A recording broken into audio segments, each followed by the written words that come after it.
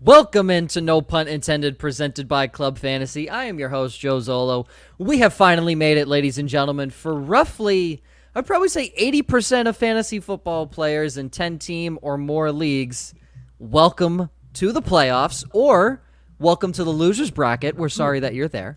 But here to coach you through either the playoffs or the loser's bracket to make sure you don't come in last place are myself, and joining as always, Joshua Hudson and Ryan Weiss. And for the first time on No Pun Intended, but the second time on Club Fantasy, returning from the Women of Fantasy Football show's writer with the Fantasy Footballers and Fighting Chance Fantasy, Miss Kacey Kasem. How are you? I'm doing excellent. Thank you guys for having me. Hey. Woo, woo. Super excited to have Kacey on. She's already forewarned us that she's going to rip on her Dallas Cowboys, so we're all excited about that one. Everyone hating the Cowboys and Josh being an Eagles fan, that's a pretty fun argument to get into. All right, just before we get into this, though, quick news and thoughts. Carson Wentz officially benched. Jalen Hurts will start on Sunday, but that does not mean start him in your fantasy lineups. Let's just get that out of the way right now. Antonio Gibson has a severe case of turf toe, and if you were listening or if you were watching the game and you heard, I believe it was Daryl Johnston was explaining turf toe, it may sound like a bitchy injury, but in reality, it is not by any means. So he is most likely out week 14 at the minimum and probably could be out maybe 2, maybe 3 games. James Conner and Mark Andrews have been activated off the COVID IR list, so they're good to go. Bengals offensive tackle Jonah Williams has been placed on IR. This really only hurts the Bengals passing game and the potential return of Joe Mixon. Most likely Mixon's not seeing the field again in 2020. There's absolutely no reason for him to return. I mean, really, there's no reason for CMC to return either, but yeah, the Panthers are still looking like they're going to throw him out there. But he wants to be out there, though. We could argue that we don't know true. To be out there. Yeah, and he's dealing with a thigh injury, too, mind you. Like, just shut him down, man. I don't get it. Yeah, time to. I mean, McCaffrey's a dog, so he wants to be out there. Mixon's a dog when he's on the field and when he gets going, but he's not the guy that's like, I want to get out there. I feel like he's more like I have my money. Yeah, we're good now. That's what I feel like. But going and starting into our 3 up, 3 downs before we get into our upside downsides. All right, so I'm going to run through everyone's upsides here, and then I'm going to pick out one for you to tell me why they were your upside. So we'll start with Kacey here. Michael Gallup, Matthew Stafford, and Mike Gesicki. Ryan, you had Baker Mayfield, David Montgomery, and Corey Davis. Josh, you had Josh Allen, Ty Johnson, and Deontay Johnson. Myself, I had Gunnar Olszewski, Justin Jefferson, and Tim Patrick. So Kacey, being the Cowboys fan, Michael Gallup finally decided to show up in Week 13. Finally. Yeah, I mean, the offense in that game was not great, but they looked better than they have in a really long time. And yes, Gallup finally got involved in the game. He had a really nice outing especially since, I mean, he's been sitting on the bench for a very long time. And then you get in a situation where you have to start someone. You're like, dang it, I got to start Gallup. But luckily, Andy Dalton and Gallup were on the same page last night, even though it was kind of a crap game, got something out of it. Do you think that carries over this week against an even worse secondary in Cincinnati? Yeah, I think that it's going to still be a pathetic outing by the Cowboys in general, but I think that Michael Gallup has this confidence now. He's shown that he can be that number 2 guy on the offense, and I think that Andy Dalton feels comfortable getting him the ball because when the ball's to him, he actually catches it. And, that's something crazy to see last night, scoring touchdown and doing all that jazz. But, yeah, I think it'll carry over because he's just money when it comes to actually catching the football. Here's the interesting thing. When you look at Gallup stats, since Week 8 against Philly, 12 targets, 7 targets, 5 targets, 8 targets, 11 targets. Yeah, they're throwing him the football. Yep. Yeah. He only has 1 touchdown, but they're throwing him the football. And right. We gotta be thinking Andy Dalton revenge game, right? Like he has to have some Andy Dalton there blowing up this week. Let's be real. Oh, God. The red rifle, baby. Oh God, I need a quarterback, and I didn't even think of that. I might pick up Andy Dalton. I'm hoping for the sake of our draft pick that he does not go off. There we go. There's 2020 in a nutshell. For the sake That's of a why top, I'm glad Jalen Hurts is starting for us this week. Well, it reminds me of that wasn't it Miami and Cincinnati last year where they were like both actively trying to lose. I'm all right with it. Kind of like the Jets this year. And I don't care what anyone says. The Jets are actively trying to lose. Ryan, you know what? Let's give some love to David Montgomery. Because you nailed it. You had him as RB1 in your projections, so you nailed it. Mm-hmm. I brought this up I did a show with a couple of friends last night for the fantasy playbook, and I brought up that the look on Josh's face when I said that Monty was my RB1 it was all the motivation I needed. You did it like 2 weeks ago with Montgomery, and I was just like, but come on, dude. Like, Detroit is awful. Detroit is just awful on defense right now. Matt Patricia wasn't the only problem they had, but I suppose they'll try to conquer that in the offseason. But 111 total yards. He's the only running back they're using outside of Cordero Patterson, whatever you want to classify him as. Ryan Nall is not seeing the field. So I just love what you're getting out of Monty, and this is what you're going to continue to kind of get out of him, where he's hella boring. Like, there's just no ifs, ands, or buts about it. But when he finds the end zone and when he finds it twice, this is the type of game he can give you. And it was exciting to be right. When his offensive line creates a hole, he is dangerous in space. So again, this is your weekly reminder. It's not David Montgomery. It's his offensive line. And the reason his offensive line has looked so good the last 2 weeks, he has played crapola defenses. And then another thing I would throw out, just because we're getting to that point of the year for a lot of players where you have to start thinking about next year. Think about this when people start to hype up Tariq Cohen next year. The Bears have proven they don't need a second running back. They're not going to just change that next year and just start feeding Cohen again. There's a chance it's not even going to be the same coach there, but we'll worry about that at the end of the season. But Cohen is going to end up being gadget plays, a little bit of passing down, but he's not going to see the 90 to 100 carries that he saw 2 years ago when he was a top 20 RB. And he's going to be their punt returner, too. They don't really have a punt returner right now. I believe they released Ted Ginn, who was supposed to be their punt returner. So those duties were supposed to go to Tariq Cohen.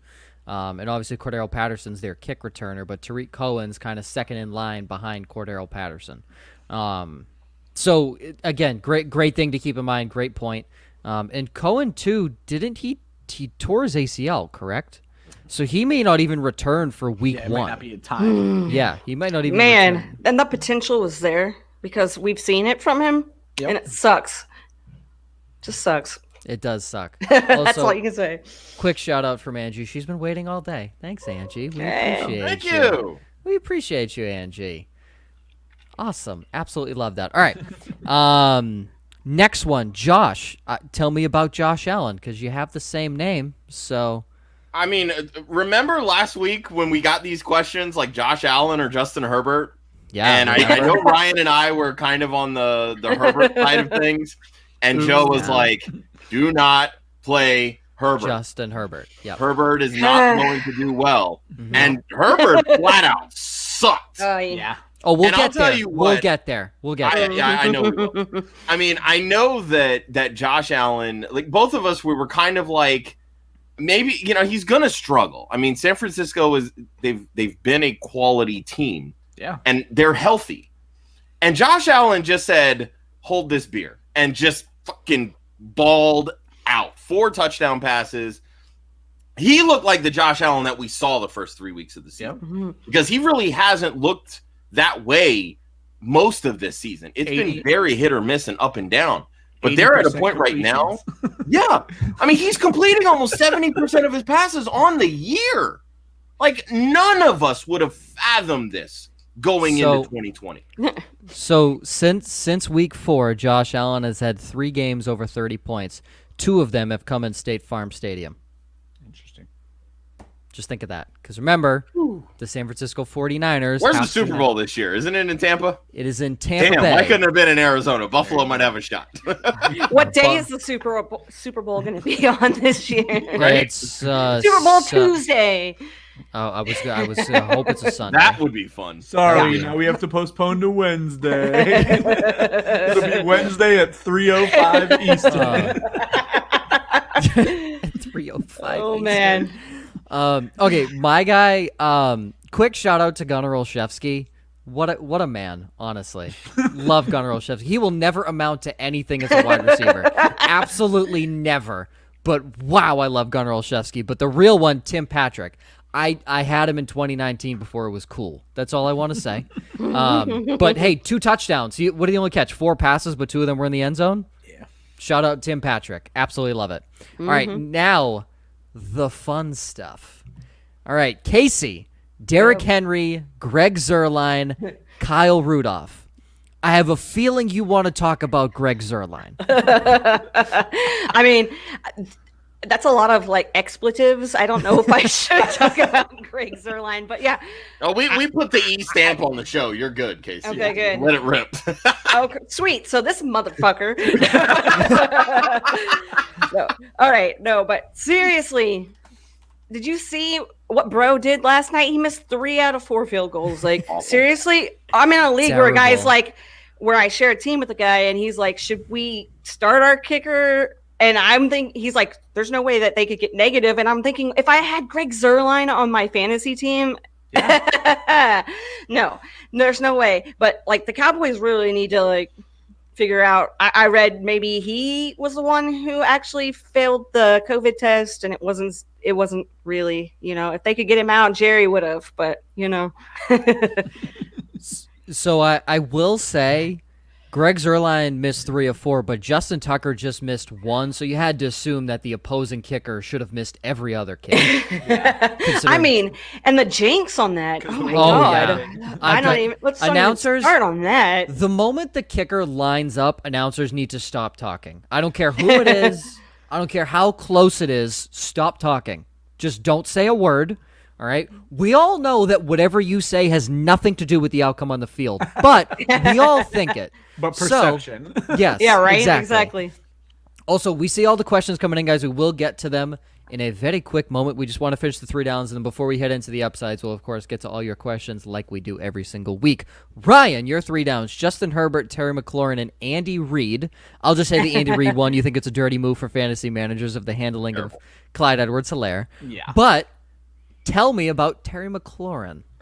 Just heartbreaking because the Steelers are supposed to be bad against wide receivers. I mean, I understand they're a good defense, but they have surrendered points to fantasy wide receivers, and he's Terry McLaurin. We literally have deemed him bulletproof on our start-sit show, and then he goes out and gets 6 targets in a game with no Antonio Gibson, catches 2 balls for 14 yards. So How much of that, though, do you think had to do with Antonio Gibson leaving early? No, Because it's that, to me, really was the biggest issue. 'Cause then Because they could without having to slide focus on everything stopping to Gibson, him. they put Mhm. everything on McLaurin and just took him out of the game. Yep. They were already playing high-low with McLaurin most of the game anyway, so I mean, again, Gibson got hurt in the first drive. So Yeah. I mean, at that point, it was a small sample size to compare to. Yeah, and I think that's why Logan Thomas and McKissick just ate all game. Mm-hmm.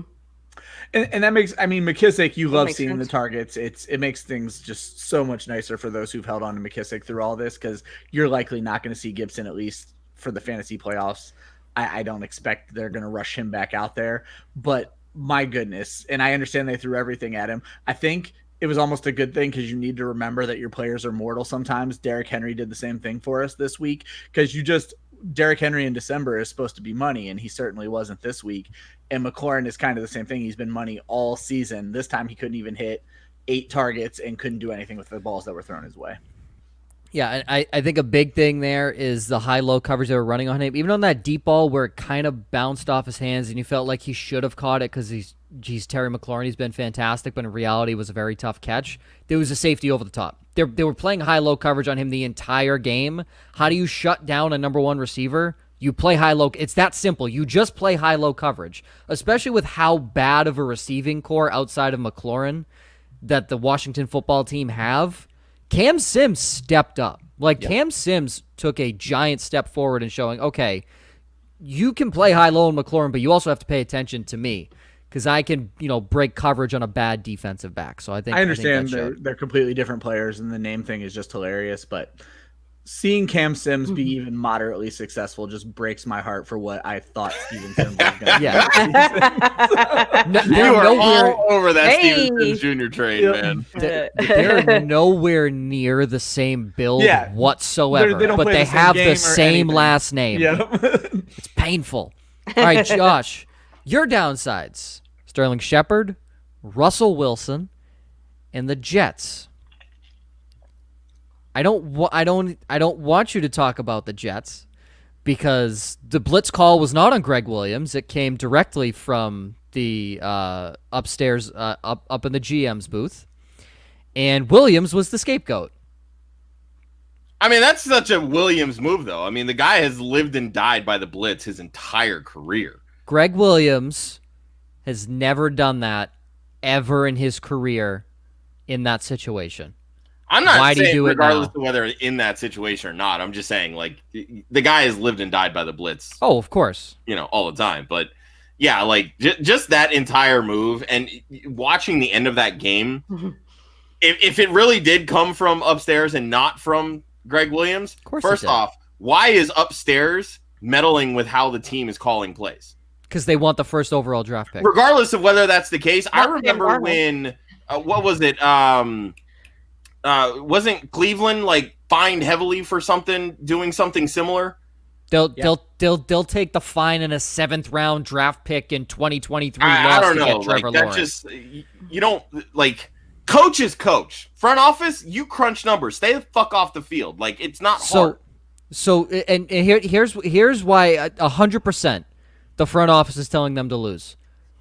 What defense has 3 straight holding calls on 3 consecutive 4th down plays? Well, and then the play before the game winner, An Aguilar undisciplined was team open. for starters. And Yeah, Aguilar was butt naked. Exactly, to where, and then even the announcers were like, how do you let this happen? And so then I was watching it on Red Zone, so I didn't get to see the actual touchdown when it happened, but I get the notification on my phone that said Henry Ruggs touchdown. I'm like, wait a second, did they hit on a Hail Mary after just missing on and it wasn't even a Hail Correct. Mary, but did they hit right after missing and then they showed a play? I'm like, what the hell? Like, this doesn't happen in the NFL. Can we also talk about how Lamar Jackson bit on a stop route? Like, who bites on a stop route in that scenario? Like, just go backwards. Not stopping. I feel this is the Lamar Jackson that plays defense, not the one that's the quarterback of the Baltimore. Yeah, Ravens. that gets me every time. That they have a Lamar Jackson for the New York That's hilarious. Jets. It gets me every time.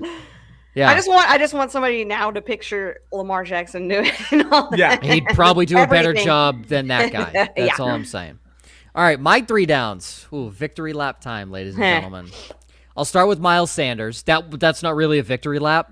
That's on Peterson, man. Yeah, That's not well, even on him. At this point. Philly's a lost cause. No, they Everyone on really that are. team is a lost Absolutely cause. are. Sit all of them. Don't unless it's Dallas Goedert. Sit all of them. I wouldn't even be starting him. Not even week. this week. No, I'm benching Goddard this week. You gotta Don't wait on those tight ends for at least a week. exactly. First victory lap. The Pittsburgh Steelers. Who's been saying they were a fraud, undefeated team since week 5? This guy and no. I think one it was knows. heading into this week. They were rated as the 31st ranked strength of schedule.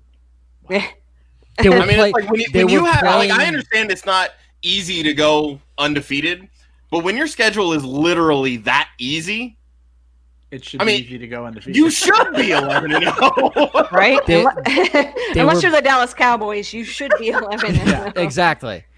It was literal non-existent teams down the rest of the road minus Buffalo. Yep. The lowest chance they had to lose was against Buffalo, and their chance of losing was 40%. Not a single one of these games down the stretch, besides Buffalo, were they below a 70% chance of winning their games, according as to ridiculous the as metrics. it sounds, they've now opened themselves up to not winning their division. Like, Yes. the whole narrative is changed now. So Yeah. So Pittsburgh's a giant bunch of frauds. They have a great front 7, a fraud secondary that only knows how to play zone defense, and receivers that can't catch, an offensive line that doesn't know what run blocking is, and Ben Roethlisberger who still can't throw a football for the previous 2 years. It's been the exact same story with him. I will say, however, he looked reasonably more mobile in that game on Monday. Like, he looked reasonably more mobile. Wasn't sure what it was. The biggest victory lap. Woo! Justin Herbert. All right, guys. I know you got into it with Tyler from Dynasty Happy Hour too about But that. he joked about it at the end. He joked about it at the end because I thought he was full on serious. I'm like, I kind of did too, honestly. I'm like, dude, I laid out my reasoning 10 times. Like, take it or leave it. And then he joked at the end. So, Justin Herbert was the worst starting quarterback in the NFL in terms of fantasy points this week. Yep. Yes, Yay. that includes Carson Wentz, who was benched. He had a worse week than Colt McCoy, Jalen Hurts, Brandon Allen, Mike Glennon, who scored 10 more points than him. The only two people that saw the field and didn't score more points than Justin Herbert were Jacoby Brissett on a quarterback sneak and Ryan Finley. The only two quarterbacks to not score more points than Justin Herbert this week. Victory lap galore over here. Well, no one wanted to listen. He cost The most me, humble man in the room, ladies and gentlemen. No one Sounds wanted like to listen. He cost me a playoff berth in one league, and he cost the Women's Sports Foundation $100 when he knocked me out of first place in another league where I would have had $100 donated to the charity of my choice. So, fuck Justin Herbert. Ryan, if you listen to me, His boyish charm can only take him so far, right? if you listen to me. Should've All right, never guys, cut we're the gonna hair. backtrack here, get to some of these questions from our buddy Sean. Hi, we always got to give Sean a shout out. He carries the show essentially. So, Sean. Yeah. All right. So from our buddy Bobby Schmurda, I don't know if that'd be sick if it's the real Bobby Schmurda. Ooh. That'd be sick. Y'all can. Hey, they need you to drop a little like. There you go. You should listen. Intro. Yeah. All right. So should he trade for anyone or keep what he has? Says he doesn't have a trade deadline. He just got Myles Gaskin today. And Great Josh pickup. typed in, he asked, is it a dynasty or redraft? He said it's a redraft. So, Casey, I don't know if you know of anybody off the top of your head that you were potentially targeting at That's trade why I had Ryan deadlines. pull up the fantasy footballer strength to schedule tool that they have. Because Okay. I figured this would be an easy way. I think we covered this. I don't know if it was on last week's show or Saturday's show. Quickly, yes, we did. But yeah, there. I mean, obviously, there's some people that have stronger strength of schedules going forward. So All right, Mr. Weiss, take it away. You're probably not going to be able to pull because Derrick Henry has the easiest schedule. You're clearly not getting him. Aaron Jones has the second easiest at running backs. David Montgomery is probably making himself untradeable, but his current manager might think he's fool's gold. He plays Houston, Minnesota, and Jacksonville to end his schedule. What you saw last week is what you're going to see out of David Montgomery to end the rest of the season. Ronald Jones might be a good one if you believe they're going to actually give him the ball, mainly because he plays Detroit in Week 16. So those are just some running backs. At wide receiver, if you believe in Antonio Brown, you may be able to get him coming off of the bye. The Buccaneers have the easiest schedule, and Chris Godwin just had pins removed from his finger. He should be fine, but if he's not, that's going to open things up for Antonio Brown. The Bears have the easiest schedule, second easiest for wide receivers. Allen Robinson might be someone you're going after. I don't think you're going to be able to get any of the Rams wide receivers. Attack the Terry McLaurin owner right now. As someone who loves Terry McLaurin, I'm heartbroken today. They play San Francisco, Seattle, and Carolina. Now, I want to throw one thing out about Seattle. Since Jamal Adams has come back and Carlos Dunlap has added, they have slowed and shut wide receivers down. So it's not the gimme matchup that it was earlier this season. Other than that, there's nobody great out there. Maybe the A.J. Brown manager is a little upset right now. They have the 8th easiest schedule for wide receivers. And for tight end, it really doesn't matter. Seattle has the easiest schedule for tight ends. The issue is who's their tight end. Noah Fant has a great schedule. I doubt you're going to be able to pry him from his owner's cold, dead hands. Yeah. And then it's Jacksonville, Tyler Eifert, who is my stream of the week this week. You're going to be able to find him on waivers. Minnesota, you don't want those guys. Houston, you don't know which tight end. You don't want Austin Hooper. It's really ugly for tight ends. So your best bet is just playing the streaming game unless you can get Noah Fant. That might be the one guy I'm targeting at tight end. There you go. There's your answers. And Boom. from our buddy Steely, this is the question here. So he can win it all in a 5-year keeper league if he wins this week. Does he trade Patrick Mahomes and Mark Andrews for Justin Herbert and Darren Waller in a half-point PPR? So, I'll start. No. Unless you can't keep Mahomes after this year. That's my only question. Yeah, that's Yeah. the only thing. Yeah, for sure. Yeah, that's the only Mahomes caveat. is only hitting his fourth year, so No. it would be third year. Is it his right? fourth? Fourth year. He won the Super Bowl last year. Yeah. Okay. Yeah, So yeah, so fourth this is year. his fourth year. Okay. So unless you drafted Mahomes, which is unlikely, and then have had him, you probably have 2 years left on Mahomes. No, you can't make that trade. No, absolutely not. He's Nope. going to be a top 3 quarterback easily the next year, 2 years. Oh, he says he can't keep him. Okay, then trade him. Yeah, if you cannot keep him, trade him. Yeah, No, that's a no-brainer. Go get the best There you wide go. receiver on the There you Las go. Vegas Raiders. Yeah. You know that- what though? I mean, okay, let's be real. If you're trying to win it all this year, why would you I would just ride it out with Mahomes? Like I get, because I mean Dynasty is all about this. Like you always want to try to keep the youngest guys possible, but why are your chances better Oh goodness, no, yeah, to that's a good win point. with Herbert and Waller versus Well, and Mahomes? Andrews has, as long as he's back, and I assume he is, because with him being a diabetic, they're not going to bring him back unless he's back. He has a great schedule to end the year, He so does. starting with this week. So that's a very good point. I guess I wasn't really thinking about that you're making this trade this week, and then I'm guessing you're playing against Mahomes, or I guess I don't know. If you're going for the win, keep it in. Yeah, I mean, rebuild- and that's yeah, kind go of the back point. next Like, year. I would much rather, if I can win it all, I'm keeping the best guys. And right now, the best guy is Mahomes in this entire deal. Yeah. Waller's been great. Don't Well- get me wrong. I value him a lot more than Andrews, Well, but I'm let's still talk going to about- take the best quarterback in this scenario. Well, let's talk about this week. I understand it's Mahomes. I understand he's bulletproof. Miami's defense is no joke. If you get 2 touchdowns out of Mahomes this week with 250 yards, that's a pedestrian week. Now, obviously, you don't want Justin Herbert to do what he did last week, No, But but how can you trust Anthony Lynn? because he's Facts. from my hometown. That's why. There you go. There's your answer. You don't need anything else. There you go. I'm just saying, I would much rather trust the talent in Mahomes. Like, I get that Herbert's been great, but that Chargers offense right now, they're just not clicking at all. I don't trust it. I would stick with what I got with Mahomes and Andrews. So Ryan's And out here. extreme tight end if I have to. So Ryan's out here spoiling my downside, but we'll get to that later. Quickly, Sean's asking, hate asking start-sit defense questions. He's asking, he needs to replace the Dolphins, Dean. He's kind of asking who to claim for the rest of the season.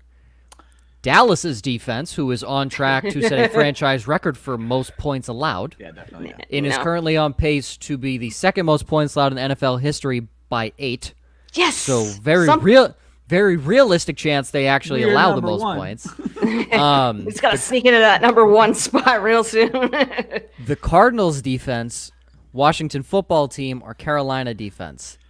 I'm going to answer Washington. And you also don't play rest of season with your defense. However, while you can't start the Dolphins this week, they have New England and somebody else very beatable in week 16 because I'm holding them in a league. Hold the Dolphins if you can. You're going to play them in 15 and 16. You're going to play the Washington football team this week. Yeah. Washington football team this week. There you go. From Lee in a standard, he needs 2. D-Hop, Keenan, and Adam Thielen. Casey, I'll start with you. I'm going to go with Keenan Allen and Thielen. Ryan? I like it. I would not do that. Tampa love it. Bay's defense is better than I understand. I would bench Still Thielen trash. if I had it. I would do Hopkins and Allen.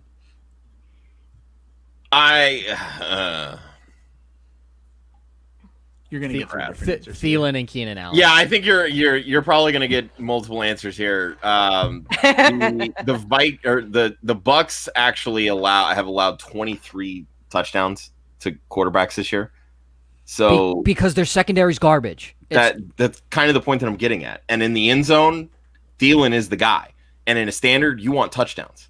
So I'm going to lean Thielen and probably Hopkins against New York. I know the Giants have been better, but it's still DeAndre Hopkins. Yeah. And I'm going to bet on him. I get Allen is the target guy. I would much rather you start all 3. And I think we chimed in a little bit later with kind of who he's thinking about flexing. Yeah, so he has 2 running backs. We'll call Zeke and Eckler in that spot, and he has Monty as his flex. So essentially, are you benching one of these running backs in favor of any of those? I know personally Zeke bounced back, but I would absolutely bounce Zeke. Start Eckler, Monty, and the 3 wide receivers. It's a standard. I'd bounce Eckler. Yeah, I was going to say the same thing. I'd bench. It's a standard. I'd bounce Eckler. That's fair. Zeke, that's fair. What, Casey? He had 18 carries against Baltimore. And Cincinnati's terrible. Yeah, I mean, it was his best game in quite some time. Yeah. So, but, like, the thing is, like, we saw him better running the football, yeah, too. he did. And we saw him, what was it, 2 or 3 weeks ago against Minnesota. He had over 100 yards. Right. And he looked good. Minnesota's a bad run defense. What's Cincinnati? Bad run defense. Gaskin looked great against Cincinnati in his first game back from injury. Exactly. So that's why I think Zeke is good for 100 and probably a touchdown. And I think that Pollard being there too, like Pollard looked good last night too. He always does. Pollard always looks good. Yeah. Yep. So I mean, there you go. Tony Pollard is going to get paid at some point. He's going to be a 1B in someone's offense soon enough. But yeah, I would bench Eck and start all 3 receivers. And then from Michael, the weekly question, Casey, this is what we get every week. Big Ben or Lamar Jackson. So we'll let you answer first. The Steelers are Sunday night against the Buffalo Bills, and the Ravens are Monday night against the second-place team in the division, Cleveland Browns. Weird to say in Week 14. So who do you think? It's 2020. Nothing's weird to say anymore. Very weird. Lamar just hasn't looked Lamar-esque in a while, and we know that. I mean, there's been all kinds of stuff this year that's just not been good for him. And Big Ben, I mean, he's looking like, old Big Ben, but that's who he is, The schedule, like you guys were talking about earlier, is super, super easy. Or it's been super, super easy, and he, cupcake, right? So I think he's got that mojo going. He's got that groove. And even though his pass catchers can't catch a football, I think something's going to happen. Ryan? I know I'm way down on Ben in my rankings this week, but like I said, I don't care Lamar for me. Yeah, I'm on the Lamar train. He's one of my plays this week that's coming out tomorrow morning. The Cleveland Browns, their pass defense is terrible. They're 4th most passing touchdowns allowed. Lamar Jackson had 2 touchdown passes last week on only 105 yards. On Tuesday. I say last week when it was 2 days yesterday. Didn't he only have 12 completions or 12 attempts? But that's Lamar Jackson. Like when he's throwing the football, it's all about efficiency because he's going to gain so much on the ground. And Cleveland needs to focus on stopping the running game. They had 294 rushing yards last night on Tuesday night. 294. If Cleveland is going to game plan to stop this offense, they need to game plan to stop the running game. Plain and simple. My biggest worry, though, is the lack of attempts. Obviously, Cleveland has no secondary, but with both teams wanting to run the ball that much, this is going to be a blink and it's over type game where it's going to move so quickly.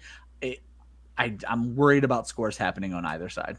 I think it's going to be a low-scoring game. I fully agree 100%. If Cleveland's smart, they'll come out running play action.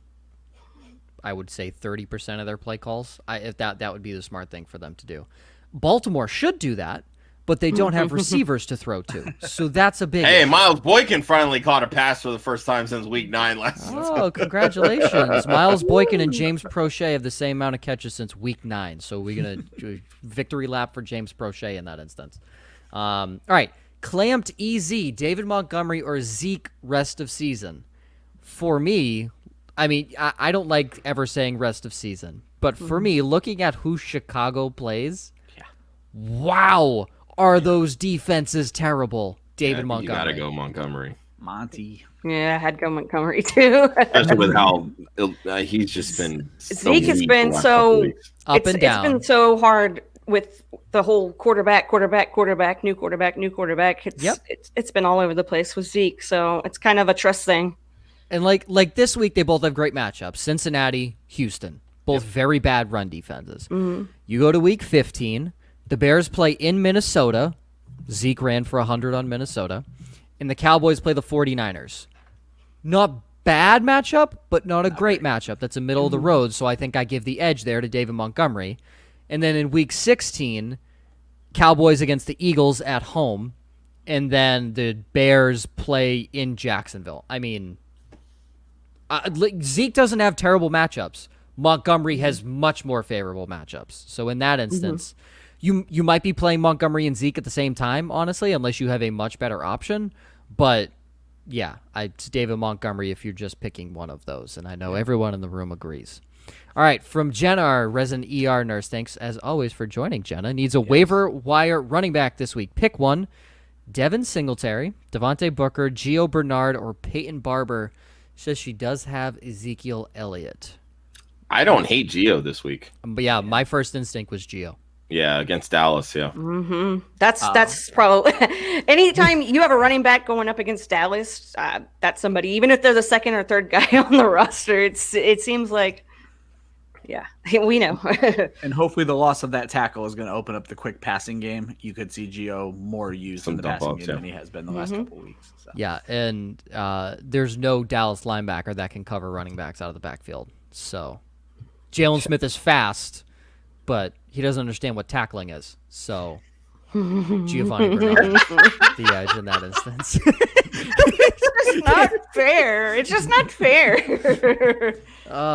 He got paid. He don't need to tackle no more. Yeah, he doesn't need to tackle anybody. He got his contract. Man, I wish I worked for the Dallas Cowboys, man. I wouldn't have to do anything and they'd pay me. Woo. You have to do it for one season. One season. I could get it. I'm getting in football shape as we speak. There we go. I love it. All right. Sean says, does he roll with Big Ben this week or grab one of these guys off of waivers? Those guys are Mitchell Trubisky, Matthew Stafford, Kirk Cousins, Tua Tagovailoa, Jalen Hurts. I'm going to give you an immediate X on Jalen Hurts.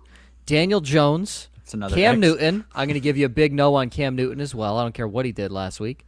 Teddy Bridgewater, Baker Mayfield. So does he roll with Big Ben or does he pick up one of these guys?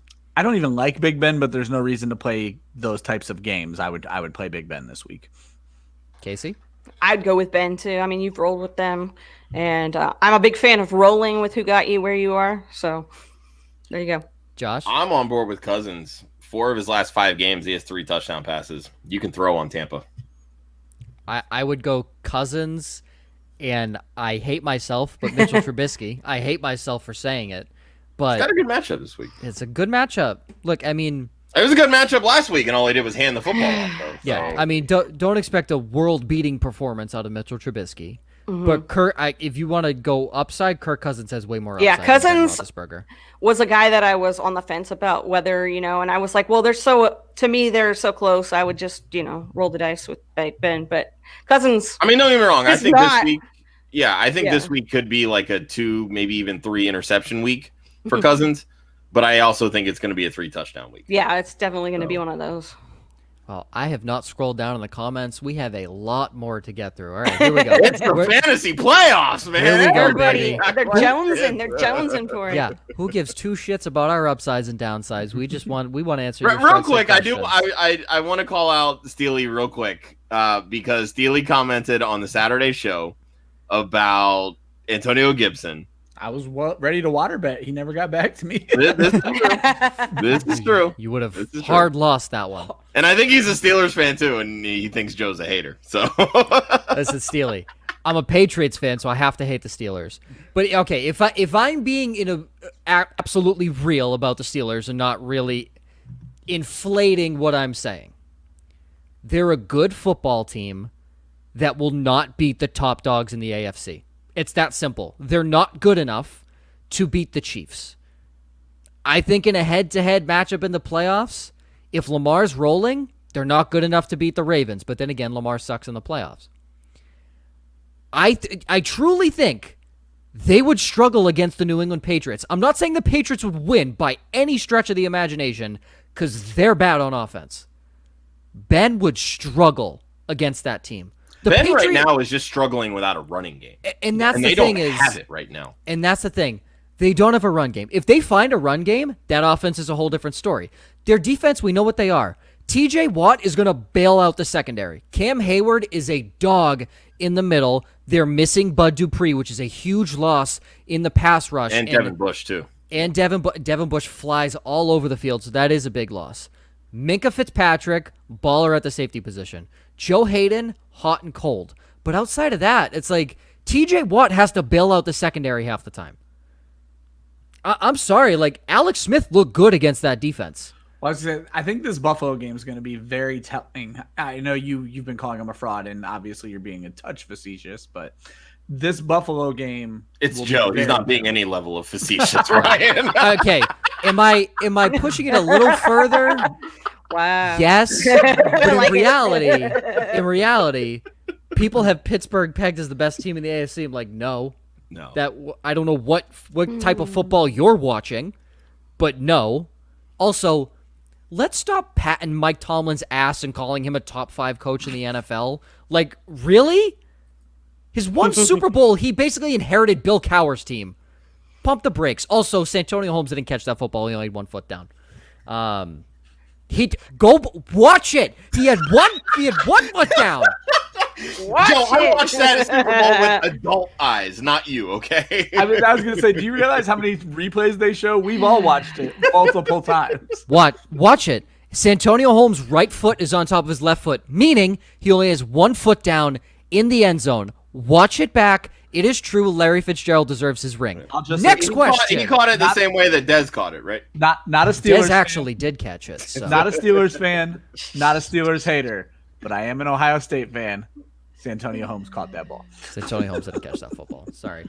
All right, from ISO Uzi. Okay, I want to fly through these here because we have a lot to get to. I love all the questions. Let's do it. Who do you guys like for an RB2 this week? Kenyon Drake or Kareem Hunt? The Cardinals are in New York against the football Giants. Kareem Hunt is home against the Baltimore Ravens on Monday Night Football. He says he can flex Hunt, but thinking of starting his 3 wide receivers this week, which are Julio Jones, Deontay Johnson, and Mike Evans. He also has Kenny Galladay, but not sure if it's worthy of a start in his first game back.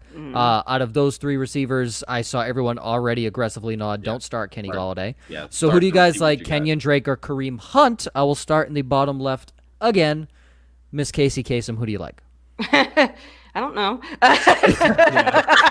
I don't know. Hey, at least she's honest. Yeah, right? I don't know who I like. Let me think. I probably would lean Hunt, but yeah, I think that's where the direction I'm going. Hunt has been so disappointing lately. He has, but you gotta tell me Kenyon Drake is. But he's getting the volume and he's producing at the very least. And right now, Kareem Hunt's not producing. True. I would lean Drake right now. Also, monitor this. Okay, we'll see. Hold on, monitor this. Blake Martinez may be out for the New York Giants. Yeah, I mean, if he's out, I mean, don't get me wrong. The defensive tackles, tackler in the Dexter NFL. Lawrence, Leonard Williams, they've been balling lately, which I hate to admit because I've been a staunch Leonard Williams hater for the last year and a half. But looks good. He's earned it because he's played like dog shit up until this year and his contract's up. So he'll do just what Sheldon Richardson and Muhammad Wilkerson did: ball out, get his contract, and then suck again. So you know, it's funny. Both of them. They all played for the Jets. New York Jets. Mm-hmm. Ryan, Hunt or Drake? I'd go Drake. I think they're gonna eat New York alive. I would go Drake. I would go monitor this. If Blake Martinez doesn't play, start Kenyon Drake. If he does play, Kareem Hunt. There's your caveat. I'm the biggest Blake Martinez believer and fan in the entire universe. So, and a lot of people wrote him off. I don't understand. There, The guy was second in the league in tackles last year, and everyone's like, "Oh, he can't tackle." What are you morons? Come on, God, watch football. Oh, all right. I call everyone a moron. That's my new favorite word. I don't know. I like it. I like it. Not even average from YouTube. PPR pick 2 of the 7. He just doesn't know. I love it. Cam Akers, DeAndre Swift, Brandon Cooks, Kiki Cutie, Michael Pittman, Jarvis Landry, Chase Claypool says he's leaning towards DeAndre Swift and Jarvis Landry. Ryan, I saw you saying no to that. Follow it up. Is Swift even back at practice yet? I don't know how long this concussion. I think he was a limited participant today on Wednesday. But he's still not out of concussion protocol last I saw, right? No, he's not. I'm not 100% I think they're letting him virtually practice, but I don't think he's doing much. unless you get a clear bill of health. Go back and read some of the quotes about what's going on with DeAndre Swift.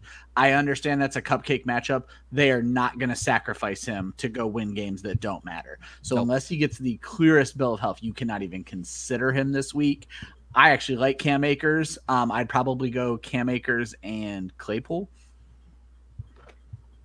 Casey? Yeah, that's who I'd go with as well. Yeah, I like Akers. They cleared him from the shoulder injury that he's been dealing with. Who's Indy got this week? Indy has Vegas. Vegas. I think you got to go Pittman I'm there, Pittman man. and Like, Akers. Yeah, I think you got to go Pittman. I don't mind QT based on kind of how he was worked into the offense. Chicago obviously is a little bit tougher. I think they're going to box out Brandon Cooks, which will open up some space for him against Jalen Johnson and Buster Screen in the slot, which QT runs a lot out of the slot. So Buster Screen is god awful. So is Jalen Johnson if he ever slides outside. Jalen hasn't been as bad as people think this year. I mean, He's just been from a numbers perspective. Well, yeah, sure. From a football the perspective, Bears have been fair. killing fantasy wide receivers. True. Yeah, I mean, Claypool is just too unpredictable for me. I mean, we think he's going to get a touchdown, then James Washington gets it, and then we think everybody else is going to get a touchdown, then Claypool finally comes in and finds.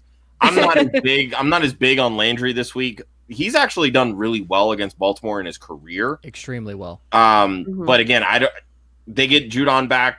They're going to have their pass rush back. That's a big question mark for me, and just how that passing offense works week in and week out. Yeah. They're a running based team. I'm never going to trust any of their wide receivers, especially when they have good matchups like Pittman has, like QT has in the slot. I would go Pittman and Akers personally.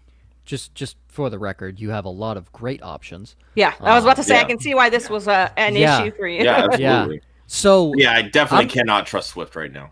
I'm gonna say Pittman and QT because I have Cooks as my downside just because he's going to go against Kyle Fuller. My caveat with Cam Akers, yes, it's a home game, but they're the team that actually had to travel. Yeah. The Patriots played the Chargers. So they actually didn't have to travel cross-country on a short week. The Rams had a road game. Yes, it was in Arizona, so it's not that far, but still, travel. They had to travel.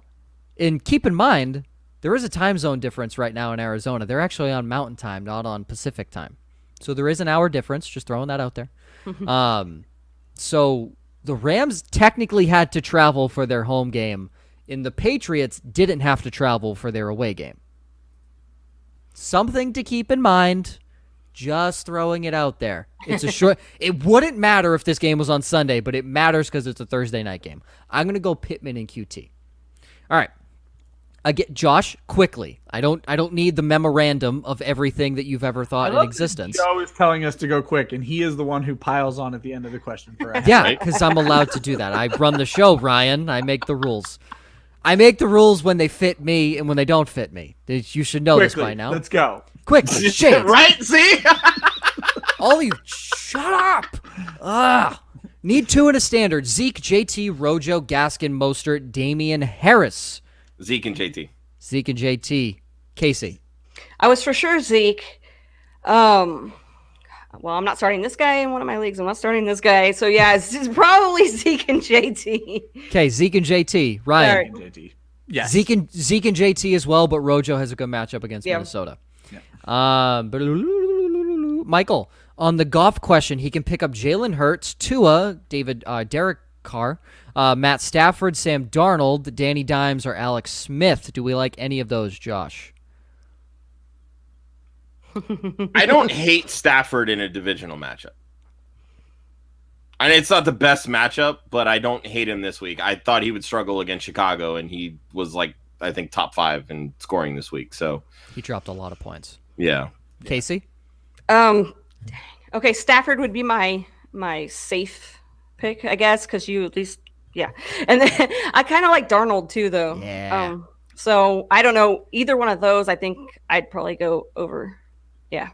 I just think Darnold's going to turn the ball over too much. I mean, he had, I think, 3 turnovers last week.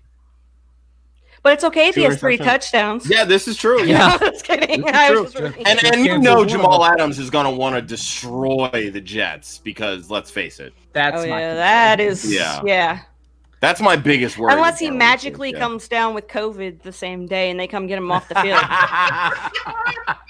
Wow, the NFL did that so dirty. So dirty. So terrible. Ryan, I'd go Stafford. I would go Stafford as well, but I also like Sam Darnold this week, so I'm on Casey's train as well. From Connor Narrow _15, 1 for the flex, Debo, Raheem Mostert, Juju, or J.K. Dobbins in a full PPR. Ryan. Yikes. Dobbins. Yeah, I would go Dobbins. He's been the most electric back the Ravens have. I don't care if he's only seeing 37% of the snaps. Casey? Dobbins.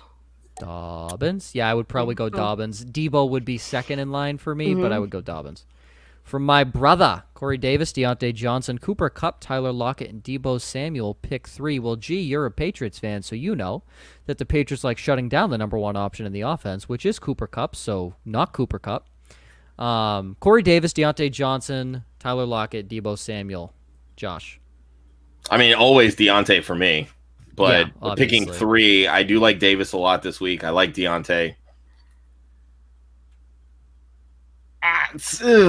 It's close, but I think I'd go Lockett over Cup. Ryan. Same exact answer. Okay. Casey.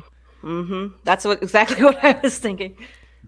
Ditto. Lockett's Casey. been so disappointing, though. He's It's hard to like- trust. Which Kupp means at least he's gets the due. target. Right? Yeah, he's due. due. That's what I'm saying. Yeah. He's disappointing He's guys, due. right? I've been They're saying this due. about Lockett all season. Is this is what they do, and if you bench him after the bad games, you're going to miss the good games, and this is the good game. So Also, DK Metcalf's going to destroy that secondary. So, yeah, you know, They can regardless of if the Seahawks win or not, which they will, but regardless of how they play, Metcalf is still going to get his, and I think Lockett does as well. I love the foreshadowing there, Joe, with your blurred lines pick. Oh yeah, I went deep for my reasoning because I don't like betting on the Dude, Jets. you pulled out ever. analytics is the absolute antithesis of what the whole blurred lines pick is. No, blurred lines is picking against the analytics. That's my point, and you're using analytics to justify your pick. That's he's the using point. It's- analytics against analytics. I am. No, I am 100% doing that. Josh, my rule is pick a team that is less than 50% favored to cover the spread. Also, the analytics that I'm using aren't made up bullshit that Pro Football Focus came up Yeah, with. he made him up. No, I didn't make them. I'll get to it. From Nathan. Should he start Noah Fant or Evan Ingram? The Broncos play the Panthers in Carolina, and the Giants play home against the Cardinals. Josh. I think I would lean Fant, but I really don't love either of them this week. Casey. I'd go Fant. Ryan. I am super high on Fant, super low on Ingram, so Fant. Okay. And he does rankings and projections, guys. Oh, yeah. Ryan's got I'm this. just Whatever those are. We're just along for the ride. I'm going to put this out there. Yes, Buda Baker's going to be on Evan Ingram, so I don't like that matchup at all. Don't bat an eye at Jeremy Chin. Jeremy He's Chin really is good. a very good rookie season. He's really With that good. being said, Noah Fant, because Buda Baker's the GOAT. Ingram projected outside of my top 20. That's how bad it is. Fancy. Yeah, my top I would 20, go yeah. I would go Noah Fant. I will say, if Daniel Jones does play, I do like Ingram's chances a little better versus I'll Colt give you McCoy. that. Yeah, And that- part of that's my true. downside on Ingram So, starts and ends with a guy named Colt McCoy. Yep. Yep. Drew Lock loves tight ends, so Noah Fant. Because Chin's going to need to help on Judy, Hamler, and Patrick as well. That he's not Yeah. just going to be able to focus on Fant. Yeah. Nate Dogg, Robert Woods, or Terry McLaurin. Wow, this pulls at Ryan's heartstrings. Don't ever sit Terry McLaurin.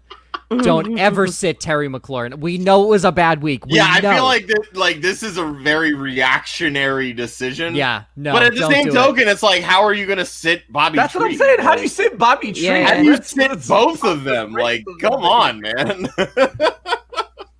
Without Antonio Gibson this week, even against the Patriots, it's Thursday night. Crazy shit happens on Thursday. I would still go Robert Woods because McVay's going to move him around so much that they're going to get him off of Stephon Gilmore at some point. He's not going to see Stephon Gilmore. Yeah. Gilmore's going to see Cup. Cup's in the slot. They're going to move Gilmore into the slot? Yes. All right. Yes, I watch every Patriots game. Okay. Gilmore moved into the slot against DeAndre Hopkins. He moved into the slot when Keenan Allen was in the slot. What did he do in but the Super Bowl? Cup's not on those guys' level. Yeah, but they know that Kupp is the guy that Goff wants to target. But when you're Woods- dealing with two upper echelon receivers that Kupp and Woods are, Correct. especially heavily targeted in this offense, Correct. you have a good secondary. Why do you need to shadow with Gilmore? I mean, I'm legitimately asking this question. This is This isn't like yeah, an this is a argument. valid like, debate. No, this is a valid I'm debate. legitimately asking. Like, you have two other good corners, like Jonathan Jones, I believe his name is, and then J.C. Jackson. Like, they're solid corners. Jackson has what, like 6 interceptions this year? He's very hit or miss. He can bite. Yes, I get it. But you don't need to move Gilmore with either of those two guys. J.C. Jackson is going to shadow Robert Woods because Stephon Gilmore is going to shadow Cooper Kupp. J.C. Jackson is much faster than Robert Woods, and Woods is the big play guy. Kupp is the target guy. Gilmore is going to cover that target beast, and also I think Kupp is the better route runner, and Woods is the big play guy who is faster than Cooper Kupp. So J.C. Jackson, who has like a 4.3 40, is going to cover Robert Woods. And J.C. Jackson's known for giving up a big play here and there. I'm just Don't gonna give my sit favorite Terry not McLaurin. answer. Woods if you're floor, if you're favored to win. McLaurin if you need ceiling. Sure, that's fine. Yeah, I'll go Woods on that, and I'd like to see what happens because I'd like to see which one of you is right. It's just fun to see people pitted against each other. Again, this is me from just watching every game. Sorry you had to do that. I'm sorry you had to do that. I know. Casey, if you've listened to the show. He is the biggest Cam Newton hater, and the moment that Cam Newton signed with the Patriots, oh my God. The text messages, let me tell you. God, All right, you won't be there next year. You'll be all right. Oh, God. I took the bait after week 2. I was like, Cam's Me the too. only reason we stayed in that game. I took the bait, and wow, he sucks. Yeah, no, it's painful watching the offense. But, again, this is an educated guess based off of what I've seen and how Belichick runs his defense. Gilmore should cover Cooper Kupp. That's what I've seen. Gilmore should cover Cooper Kupp, leaving J.C. Jackson on Robert Woods. If Jonathan Jones sees Robert Woods is having 200 yards and 5 parties in the end zone because Jonathan Jones can't cover. Gilmore should cover Cooper Kupp. I don't think I can say that. She's got the pen out and everything. She's writing this down.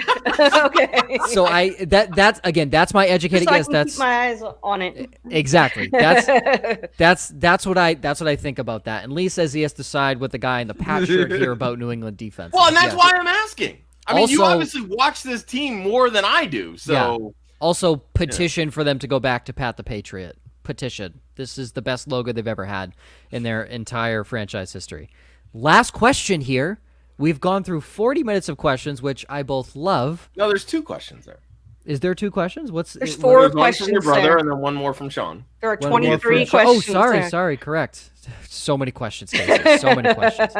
For my brother, Mostert or Dobbins, I think we're all the Dobbins train. Dobbins. Yeah, I don't trust Mostert this week. Really, his usage the last couple weeks he's been back has been baffling, honestly. There you go, G, the Dobbins train here. And then from Sean, this week excluded, going to pick up the Washington football team. Dolphins D or Browns D rest of season. I think Dolphins. No, the Browns No? have Listen to him. New York to end the season. Oh, Giants, New York, Jets. New York. New York. What a good song. Both Who on did the road. Dolphins have the last couple weeks? Las Vegas and New England.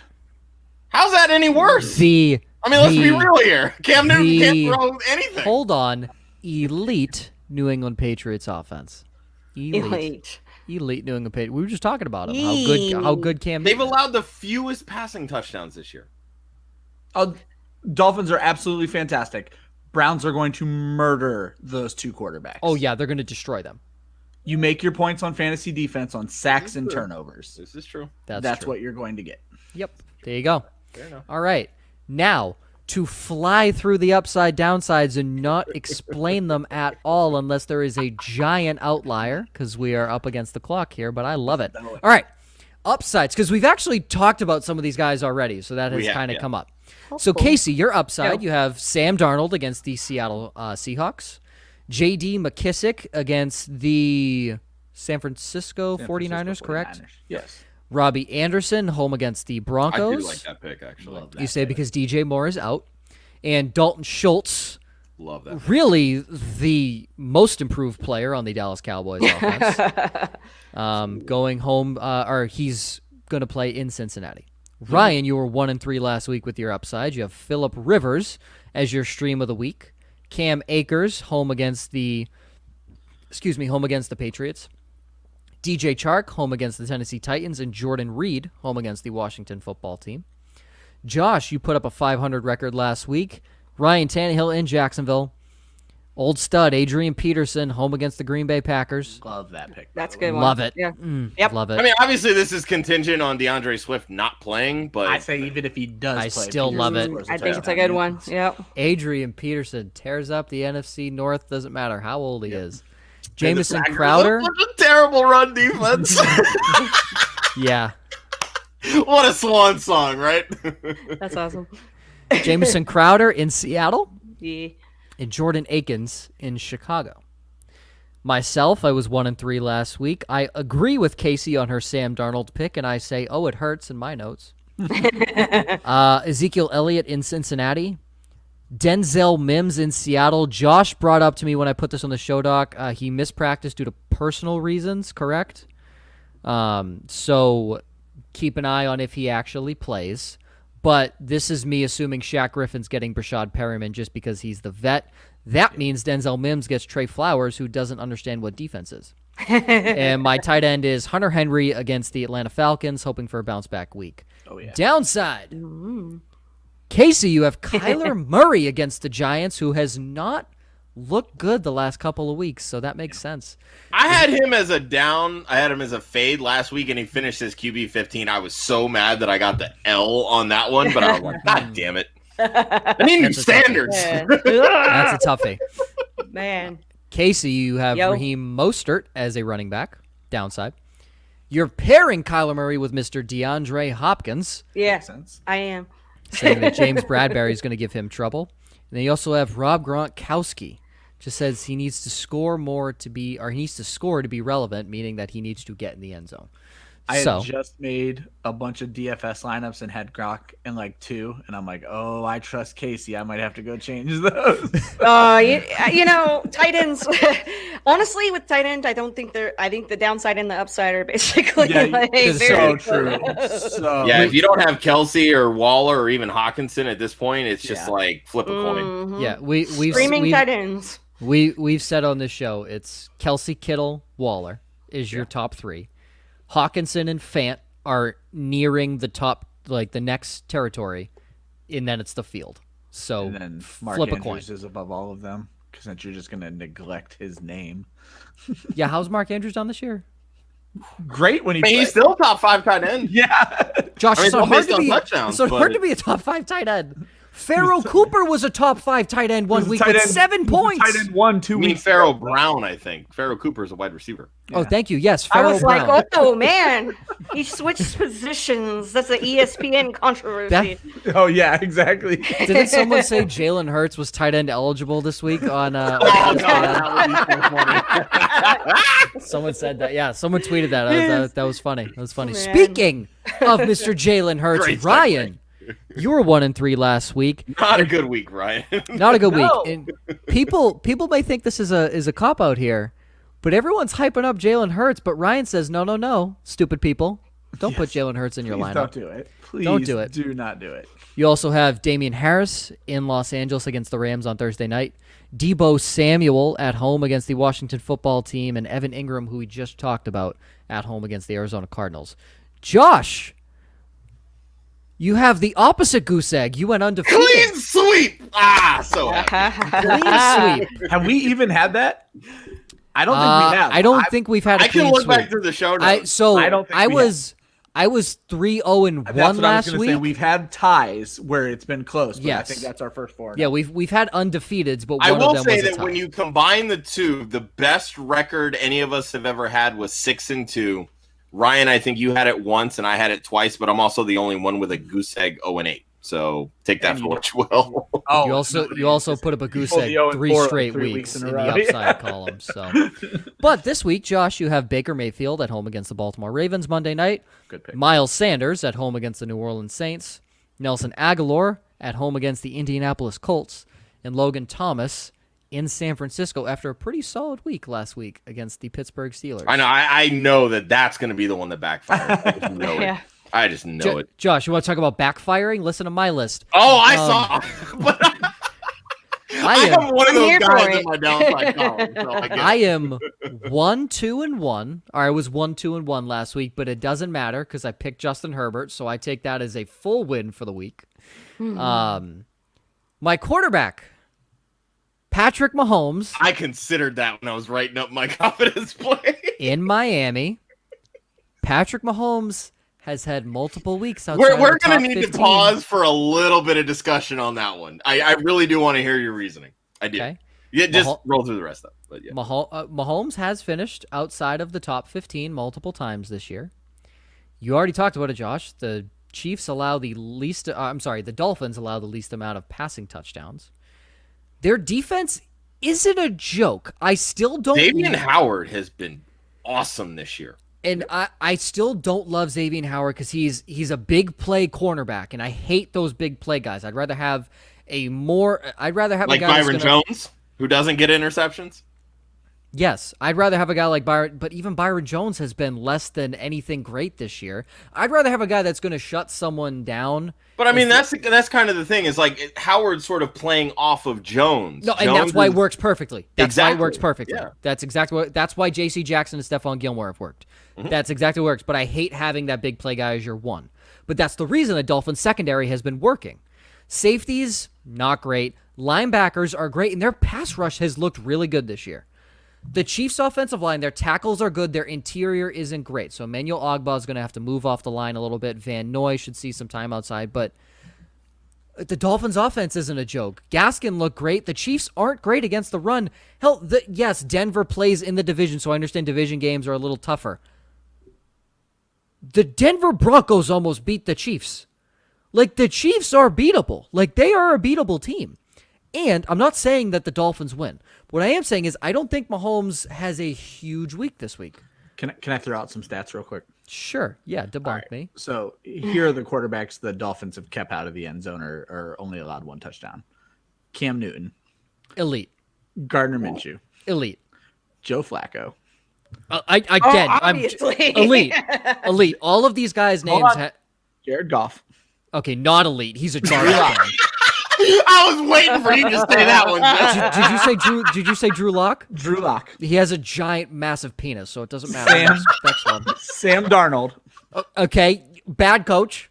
And Brandon Allen. Back up. Here's what they did against Josh Allen. 48 fantasy points. That Against was Russell early in the Wilson. season, though. Against Russell Wilson, 28 fantasy points. Against Kyler Murray just 4 weeks ago, 45 fucking fantasy points. You're telling me Mahomes is going to get shut down? I'm all right. How many rushing yards did Kyler Murray have, though? Kyler Murray had Pretty sure that was the game he had over 106 and a touchdown. See, there's a lot of those points too. Like Okay, Mahomes so if you take those 68 or those 16 points off, that's only 29 fantasy points. Only.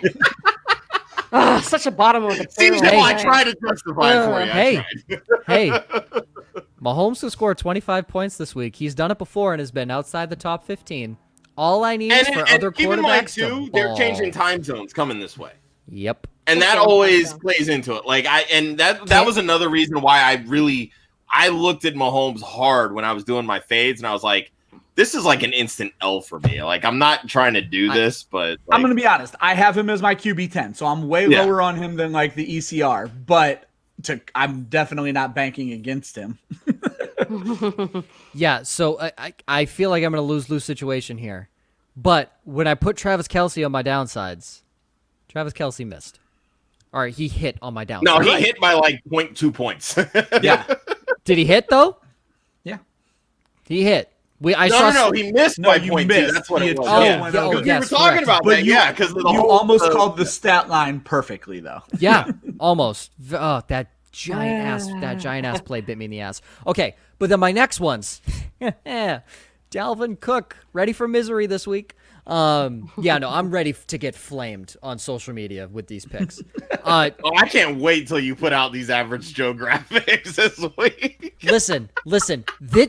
There's two opposite ends. That was the favorite part of my week last week. I'm not even gonna lie.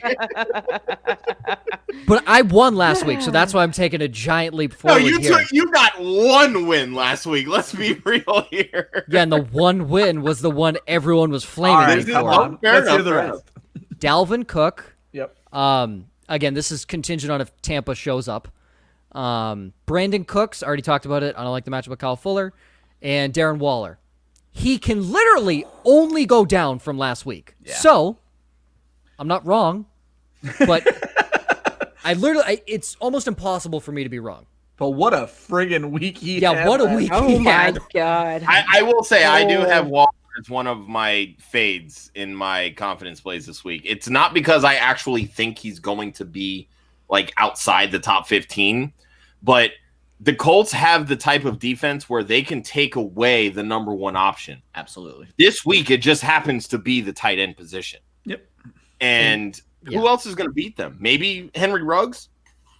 He's not seeing very many targets. That's a problem. Nope. I mean, if the DB bites on a stop and go route, I was going to say, if it's cover 0 and the DB bites, it might work out really well for him.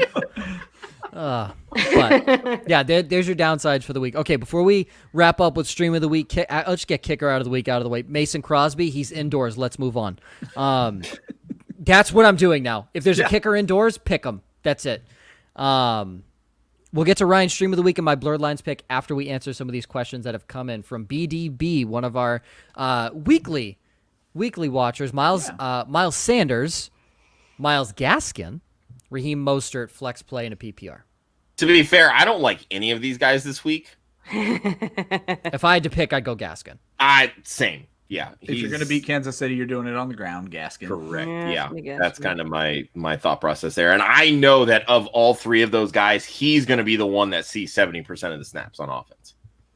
There's no one competing with him for snaps in the backfield. Not at all. Not a single person. So Myles Gaskin. Yep.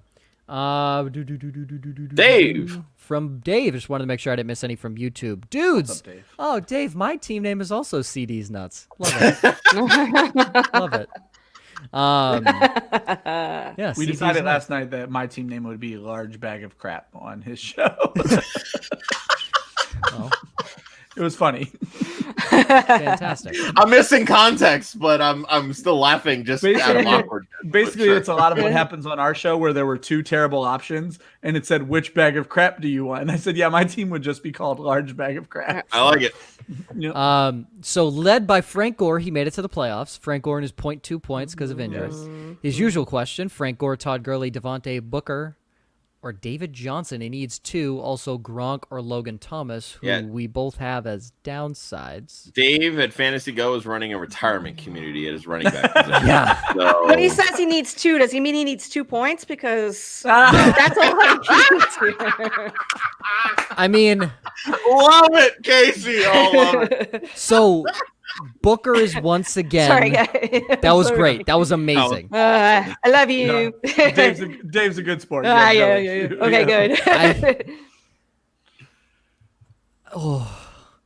Frank Gore and David can't play. Johnson. You can't play Frank Gore this week.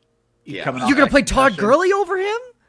Gore has a concussion, may not even play. So this question may get answered for him. I mean, So- David Johnson for me is the gimme just based on volume. Yes. I don't love Yeah. David Johnson this week, but again, volume will always win out for me. Booker. I'm struggling with who do the Raiders have? I know we've been talking about it. Indy. It's a okay. terrible matchup. Yeah, no, you're not playing. I think I would Todd just Gurley. chase potential with Logan Thomas. He said he's aiming for 1.5 points. So Yeah. There we go. we're good. All you need is David Johnson to get That's- a catch. So I would say that's 7 times what you got out of Frank Gore this week. 7.5. Wow, poor Frank. Frank's not even here to defend himself. Gosh. I know, right? If Frank Gore walked into I'm telling you what, that would be a dream to interview Frank Gore, man. I follow that guy's career No for so many freaking years. joke. Holy I'll shit. see if his DMs are open. I'll see what I can do. Slide into Frank Gore's I- DMs. that would be incredible. Oh, up, wow. Frank? I love Frank Gore. I can't stand Todd Gurley. I also love Indy's defense and think Devontae Booker doesn't deserve the snaps he deserves in that offense. But Yeah. But you know what, though? He operates so much better when Josh Jacobs plays. 100%. And that was like my whole thing with the upside last week. Like when I made that pick, it was based on Josh Jacobs playing. Yeah. When the moment they announced him out, I was like, oh, fuck, he's going to bomb. Like, So, and that's so exactly what he did. So, Josh, here's the thing. Devontae Booker operates well with Josh Jacobs in the lineup. Todd Gurley doesn't operate. So, I mean, he does still score touchdowns, even if he's only averaging 2.6 yards a carry. Yeah, he can fall forward. Yeah. We know that. He tried to not fall forward, and he fell forward. better than Sony Michel. Hi. Dave, flip a coin. Here's the thing. If Gurley plays, and I think at this point it's a big if. They're not committed to him next year. He's dealing with the injuries. Who's Atlanta got this week? They've got the Chargers. They've been hit or miss against the run. I think if he plays, start him. Of But it's a everybody on this 4 list, o'clock game, too. I think that's the biggest issue is the 4 o'clock game. But of everyone on the list, I think he has the best chance at a touchdown. Yeah. It's bad to say Todd Gurley has probably the most upside out of Well, this and list. that's why I say like your one absolutely is David Johnson. Yep. Just And I think we can all agree on that one, even if we don't love the pick this week. But like I said, if you're going to throw the tight ends into the mix, I don't hate Logan Thomas this week I against. don't either. I mean, granted, he was one of my downsides, but again, if you're looking I for feel like still- a safe yeah. floor, I think he's because without Antonio Gibson, they're going to throw the ball to him. I just don't know how many they're going to complete to him is the question. Yep. 100%. All right. That is all the questions. So we're going to do the same thing we did last week. Ryan's quarterback stream of the week is Phillip Rivers, and we're not going to talk about it because it worked last week, so we're not going to talk about it. Tyler Eifert, your tight end. Yeah, basically, I'm kind of in the same situation I was in last week. I think Jordan Reed should probably be the stream of the week because it's a revenge game. But he was the stream of the week last week, and that's not fun. So we're going to go with Tyler Eifert. He's available everywhere, 90% of leagues, regardless of what platform you play on. He's a big gamble, but I think it's going to pay off mostly because Tennessee's defense is terrible. They give up the 9th most points to fantasy tight ends. They've allowed 9 touchdowns to the position, which is tied for the 2nd most in the NFL. If you get a touchdown from a streaming tight end, that's exactly what you're aiming for. If you add the 6 balls for 45 yards he caught last week to that tight end, you're going to have a top 5 play and you're going to be ecstatic. Can I just say that the one week that I was like begrudgingly picking Tyler Eifert as an upside, it hit? I'm telling you, Mike Glennon throwing the tight ends, it works, damn it. I just like the fact that we're talking about Tyler Eifert in Right, 2020. Well, yeah, if you look at 2013 flashback, my top two picks are Tyler Eifert and Jordan Reed. Jordan Is that Reed. not perfect? Yeah. Flashback to a Oh better my time. god, that garbage time touchdown bailed me out. Thank you, Ryan. Yes. Yes. I just quickly on Tennessee's defense, I want to go back to the days when everyone said Kevin Byard was a top 5 safety. He doesn't have an interception this year. So, yeah. He's been Just below average this year. For all those people that thought Kevin Byard was good. Okay. And your defense. So I'm actually going to go against Jordan Reed here and go with the Washington football team against San Fran. Washington held it down against Pittsburgh. It did not lead to many fantasy points, but they held that offense to just 17 points scored. I think they're going to find San Francisco to be a little bit easier of a challenge. The Niners give up the 10th most fantasy points to defense and special teams, and they're coming off of a 2-turnover game against Buffalo on the season. They typically allow 2 sacks and 1 turnover, and that happens to be what Washington typically takes away. If you can get 3 sacks out of this game, which San Fran has given up 6 times this year, they're going to hit for you where you want, and they're available in 75% of leagues on Yahoo, but only 50% on ESPN. ESPN wised up on them a little bit. All right. Now to wrap it up. Blurred lines. Ooh, I saw this pick and I was like, what? Oh, yeah. Oh yeah, oh god, it hurts me in my jollies to pick the Jets. I was like, Joe had to throw up after he made this pick. I can see it already. Hold on, I wanna give a big middle finger to the Cardinals. Of our 6 losses this year, 2 have been at the hands of the Cardinals, so they are now on the. I'm betting on them. They're now on the never bet on the Cardinals. Well, there we go. Because Jared Goff is not allowed on my stream of the week list anymore. So I love it. The Cardinals officially have hit the shit list. So done betting on the Cardinals. I feel like I need this list in front of my computer just so I can make notes. There you go. We've gone from Cam Newton to the Arizona Cardinals to Jared Goff. So we haven't gone from them. They're all on there as a combined group. Don't forget Blake Bortles. I don't care if he's not in the league he's a anymore. national treasure. Come on, Joe. Yeah. Bortles! Exactly. Do you remember when? Okay. I love the good place, and I will never not like Blake Bortles as a result. But do you? Bulls! For a moment, we thought he was going to start for the Broncos this year. I know. On one game that he could have started. Yep, I was so excited. Could you imagine being Blake Bortles? Wow. No. Love it. Okay, anyways. The deadpan response. I love it. So, again, this hurts me inside. But the New York Jets plus 13.5 in Seattle. And I put in here, it hurts. But here's my reasoning. Let's get the bad stuff out of the way first. The Jets are 4-8 against the spread this season. That is not good. The Jets are winless and haven't won since December 29th of last year. Adam Gase sucks. They're essentially an afterthought of a franchise. Now, the good stuff. Were they ever a forethought of a franchise? No, never. Okay, so how are they an afterthought if they've never been a forethought? Well, Joe Montana did win Super Bowl III, so. And even better, it was Joe Namath. Joe Namath, thank you. Now to the good stuff. So despite being 4-8 on the season, they're 3-1 in their last 4 games against the spread. So, improvement. The one loss was Miami. Seattle is 6-6 on the season, but they've never covered a spread higher than 6 points. So they never covered anything that was -6 or above. Seattle has only covered 2 spreads in their last 8 games, so they're 2-6 against the spread in their last 8 games. Their largest victory at home was against the San Francisco 49ers by 10 points, which would still cover in this spread, and that was a team that Russell Wilson dominates. He's 14-4 against San Francisco since 2012. So Wilson dominates that team. New York wants to prove that they're a good team, that they're good enough to win football games without actually winning them, and they're doing a great job at it. A fantastic job. In the Seahawks, right now look like the 4 seed in the college football playoff.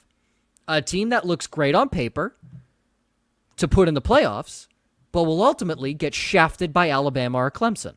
That's who the Seahawks look like right now. The Seahawks are going to win this game. They're not winning it by 2 touchdowns. There's your reasoning on the Jets plus 13.5. The Seahawks, I believe, according to Pro Football Focus, have a 50.5% chance to cover, and I think the Jets have a 44.2% chance to cover. Don't hate me if you lose money. Because you bet on the Jets, people. Did I hate you when I lose money for other stuff? Or Yeah, always. be specific? I mean, he does have a winning record on these picks, Casey. 8-6-1 on the season. Got you. Screw Randy Bullock in his missed kick in week 1 Kickers. for that tie. Hashtag ban kickers. But I am 8-6-1. From Casey, the before last week, before the last 2 weeks, I was 5-1. So I was bound to go on at least a 2-game losing streak at this point. So you can't do that well because Vegas would lose all of the money they've ever made. Oh, yes.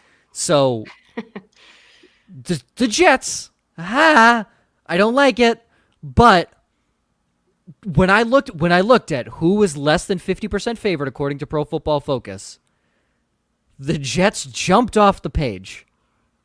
Weird to say.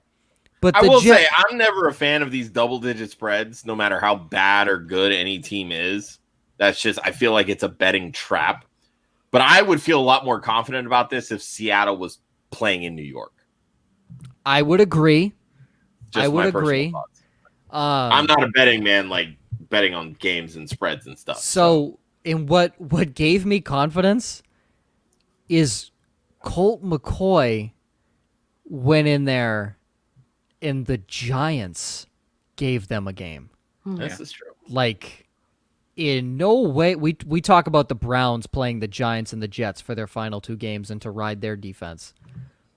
I mean, yes, 100% do that. What the hell are the Seahawks doing? Like, they haven't looked good. They've regressed since the beginning of the year. Oh my God, they've looked terrible. Yeah. They've gone from Super Bowl favorites to should this even be a playoff team? Yeah. So, and also that happened once Pete Carroll signed his extension. Just putting that out there. He got complacent. He thought he was playing for Dallas. Sorry, Casey. No, I mean, come on with it. I mean, who'd you rather have? Pete Carroll or Mike McCarthy as your head coach? Yeah, flip a coin. Double-edged sword. I'd rather have Pete Carroll than Doug Peterson, I'll tell you that. I'd rather have a monkey than Doug Peterson. I'd also rather have an elephant than Mike McCarthy. I think an elephant and Mike McCarthy look the same and would do the same job. I think that's essentially what they are. And, well, one works for peanuts and one does not work for peanuts. But that was a dad joke. That was a dad joke. That was great. I love That it. was amazing. I love my life. You should have waited. Oh. Also, can we just Jesus. let's end the show talking bad about the Cowboys, because who doesn't love doing that? It's nice to get it off your chest to vent, you know. Sometimes you have to, you know? What in Jerry Jones' right mind was he thinking hiring Mike McCarthy, who is a bad head coach? Name And value. then- Analytics now. Name value. Yeah, All name about value. Name value. And then Yeah. who's their defensive coordinator? What's his name? A guy who's been out of the league for 4 years. Mike And- Nolan. And Mike Nolan can go. Mike Nolan has had like 3 of the 5 worst defenses since 2000. Awful. This Like- is a problem with head coaches. They have Yeah. this sense of loyalty to certain people that suck. Mhm. I just don't get it. Well, and Jerry Jones has this loyalty to people that suck or people that are mediocre, but we're going to throw a lot of money at them because that's my dude or whatever. He's got more money than he knows what to do with. Yep. Yeah, $5 billion. That's just cash. Yeah, Yeah, you just know. cash. No big deal.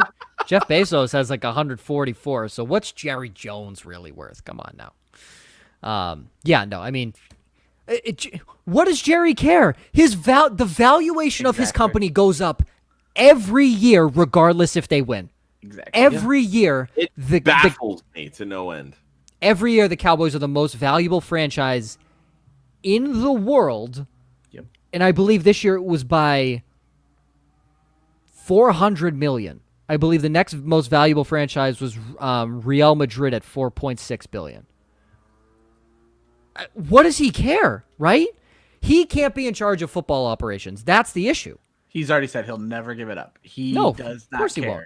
Well, his son is a lot more involved now than he used to be, but Yeah. I mean, Jerry still has final say. So Yeah, it's going to be a while. There's Yep. there's He's a going to be there reason. forever. There's a reason Jerry Jones is on Dallas Cowboys radio twice a week. loves the attention. It's because Jerry Jones. He is a runs the firm team. believer in bad press is good press. I mean, here's the thing. You give anybody in this room an NFL team, you're going to be one of two things. You're either going to disappear and let football people run your team so you can win, or you're going to be completely out in the spotlight because you have this multi-billion-dollar baby and it's your baby and you're going to do whatever the fuck you want. So what you're saying is Jerry Jones is a fantasy owner living out their fantasy. 100%. And I don't have an issue with it. Yeah. I'm not a Cowboys fan, though. So I can understand why it's heartbreaking watching him continually fuck you over. But as a person who lives their life fucking fantasy teams over repeatedly. I'm like, yeah, do you, Jerry? Let's do it. Oh my gosh. Yes. Okay. And I know Casey lives in DFW, so I'm sure you listen to 105.3 The Fan every now and then. And you hear this is the first year, and again, I've only been here a short amount of time, but when I was here last year, I mean, they were jerking Jerry Jones till the day's end. And this year, their tone has fully changed. Yeah. In terms of, like, we need to be much harder on this team in terms of what we say, because we can't pat them on the ass and say good job anymore. Yeah. Exactly. And well, a lot of those people aren't there anymore too, so that helps. Yeah. But yeah, I mean, they are, he tells them, he cusses at him, Jerry will be like, yo, because we all know that the Cowboys suck this year, and Jerry's kind of oblivious to everything. So maybe if we tell him 100 times, it'll finally stick. But nah, it won't. Doesn't matter. He's got more money coming in. He doesn't than care. He knows what to do. He doesn't care. Yeah. He's making his money. Why should he? Give him his money, his yacht, his whatever. Doesn't he want any form of a legacy? Like, no. He won his Super Bowls, right? Yeah, he got a Super Bowl. In the 90s.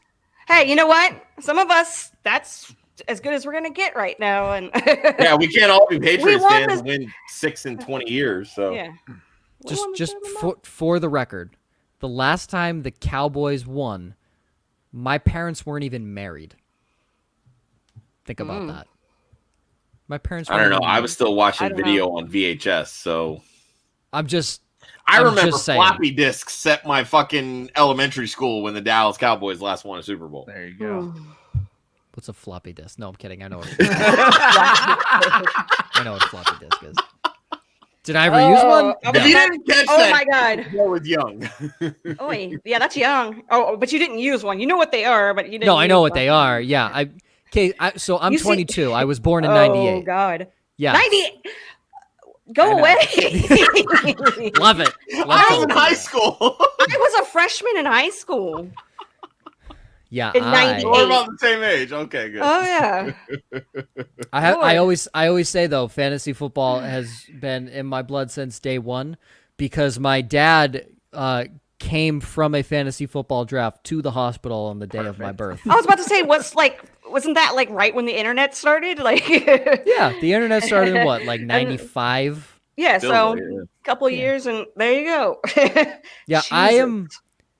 I am older than Google though. So. Oh man, you better pat yourself on the back for that. I'm older than Google.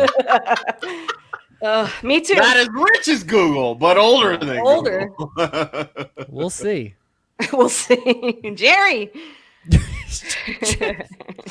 It's all right. We're an empire waiting to happen. It's okay. Yeah, we'll see. We'll see. We're the next. I don't want to say Barstool. We're the next fantasy footballers. By the way, congratulations to them on their 1,000th episode today. I had a chance to listen to it before the show. Kudos to you guys. We had Mike Wright on the show over the summer. We've had a number of fantasy footballers, writers, including Ryan, who's become part of the show. Shout out to you guys. You guys are awesome. What's that? You have helped spawn a number of up-and-coming fantasy analysts and podcasts, etc. Keep doing what you guys are doing. Shout out to the next 1,000. Mm-hmm. And on that same note, I want to shout out Kacey, who's first year with the Ballers, killing her Starts of the Week article, and just got the bye week in the Ballers Writers Fantasy League in her first year. Get it, girl. Get it, girl. Yeah.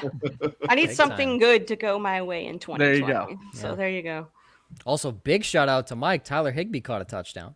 So, congratulations. I saw that over the week in the box score, and I was like, damn, my prediction almost came true. Congratulations. Oh, man. 4 touchdowns. Woo. He's tight end 19 on the year, and in my preseason projections, he was tight end 19. I will say that. Oh, well, now he just has to do what he normally does. 3 catches for 30 yards and blocks. Very doable. All right. Thank you, Kacey, for joining. This was Thank you guys. Yes, thank you, Kacey. Oh, no, I Went appreciate a little it, guys. longer. We got a lot more questions, so that's good. Yeah, that was fun. Yeah. Always love it. All right. So Saturday show, of course, 11 a.m. Eastern, everywhere you're watching now besides Twitch. So if you're on Twitch, just head over to YouTube. That's probably the easiest platform for you. You can follow Kacey at the Kacey Kasem. You can also obviously find her work at the Fantasy Footballers and Fighting Chance Fantasy. That's where all her work is. She does some incredible stuff. Go check that out. You can find Ryan at the Fantasy 5. He also writes for the Ballers, but he writes with a cooler and does more stuff with a cooler website called Club Fantasy. Josh. And then you can follow me Wow. at Joe_Zolo. Guys, I've been doing it for over 3.5 years now at this point, going on 4 years. Yeah. We love each other. It's okay. Yeah, just I like it. Yeah, it's just more fun to hate each other on air, right? Ryan's new. I have to let him think I like him. You gotta butter him up. Yeah, gotta butter him up a little bit. You can follow Club Fantasy on Facebook, Twitter, and Instagram at Club Fantasy FFL. The URL is clubfantasyffl.com. Next week, oh baby, are we ending the year on a strong note? We got Kacey this week. Next week we have Robbie from Rum Boys Sports Network. So that is huge. Yes. Do I tease 16 and 17 is the real question, though. Do I? Well, I'll tell you this. Week 16, a guest that you all know and love, who has been on the show multiple times before. Don't announce 17. Week 17. Yeah, no, you're going to have to wait for week 17. Yeah. Let's just say it's big. Pretty it's Frank big. Gore. Oh, God. If it's Frank Gore. Hey, Frank, I know you have a concussion and your team sucks. Want to talk fantasy football? No, it is not Frank Gore, but it is someone huge in the NFL world, so we're excited for that. But Robbie from Rum Boys next week. Always remember, defense wins championships, offense wins fantasy football. We'll see you Saturday at 11 a.m. Eastern for Start, Sit, Different Day. Bye.